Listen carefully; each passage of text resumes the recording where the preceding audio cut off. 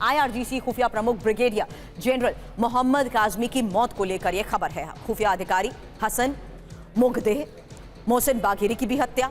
Tehran में intelligence office पर यह बड़ा हमला बताया जा रहा है, जहां इजरायल के मिसाइल हमले में सभी मारे गए हैं। जिस तरीके से नुकसान का दावा किया जा रहा है, ईरानी सेना की टॉप लीडरशिप लगभग खत्म। आईआरजीसी के सभी बड़े अधिकारियों की मौत का दावा, आईआरजीसी के 20 से ज्यादा कमांडर्स की मौत का दावा। खमेनेई के सलाहकार अली शमखानी की भी हत्या कर दी गई है। लेकिन इस बीच अब तक कौन कौन ईरानी कमांडर्स मारे गए हैं, जो खबरें सामने आई हैं उस लिहाज से ये इंफॉर्मेशन आपके सामने, जहां ईरानी आर्म्ड फोर्स के chief of staff Mohammad Bagheri और साथ ही हुसैन सलामी, जो कि आईआरजीसी के पूर्व डिप्टी कमांडर रह चुके हैं, गुलाम अली राशिद आईआरजीसी के जनरल, आमिर अली हाजी जदरे आईआरजीसी के एरोस्पेस फोर्स के प्रमुख, इस्माइल कानी कुड्स फोर्स के हेड, अली शमकानी रिटायर्ड एडमिरल सलाहकार, सुप्रीम लीडर खामेनेई।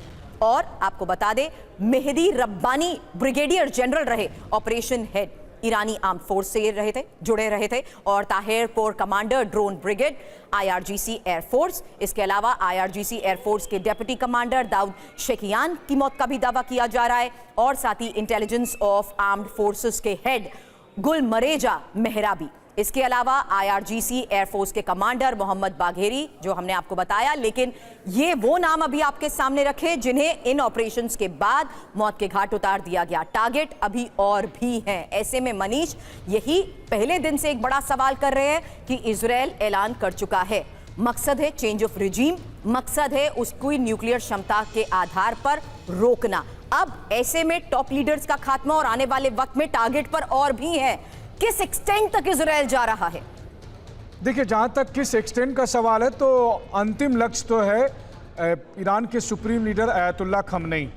अब आप देखिए, 13 जून को इजरायल ने अपने ऑपरेशन की शुरुआत करते हुए पहले ही दिन आईआरजीसी के चीफ को खत्म कर दिया, आर्मी चीफ को खत्म कर दिया, एयरफोर्स चीफ को खत्म कर दिया, और कई दूसरे सीनियर मिलिट्री कमांडर खत्म कर दिए। आपको क्या लगता है कि अगर इजरायल चाहता तो उस दिन क्या वो ईरान के सुप्रीम लीडर को नहीं मार सकता था? बिल्कुल मार सकता था।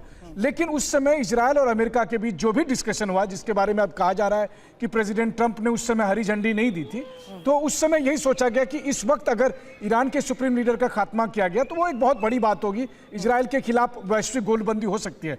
लेकिन अब जबकि ईरान की तरफ से लगातार मिसाइल का प्रहार किया जा रहा है, ईरान इजरायल के बीच जंग शुरू हो चुकी है, दोनों पक्ष एक दूसरे के लीडरशिप को खत्म करना चाहते हैं, तो अब इजरायल जब चाहे तब वो कर सकता है और इसी फिराक में है। हाँ, अब ये बात है कि इजरायल कब चूज करता है। लेकिन अगर आप देखें, हमास के साथ उन्होंने क्या किया, हिजबुल्लाह के साथ किस तरह क्या किया, नसरुल्लाह को कैसे खत्म किया, सिनवार को कैसे खत्म किया, इस्माइल हानिया को कैसे खत्म किया।